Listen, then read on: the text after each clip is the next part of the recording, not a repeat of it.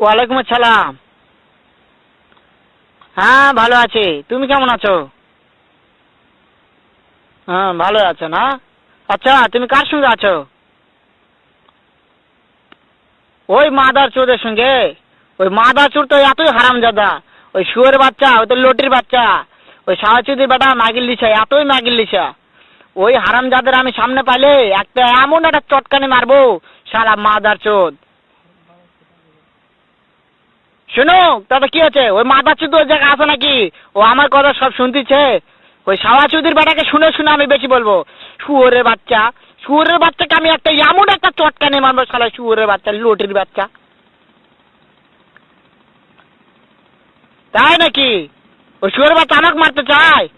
শুয়োরের বাচ্চাকে আমি দেখা সাক্ষাৎ হলে বলে শুয়োরের বাচ্চাকে আমি এমন চটকানি মারবো, মাদার চোদ। আমি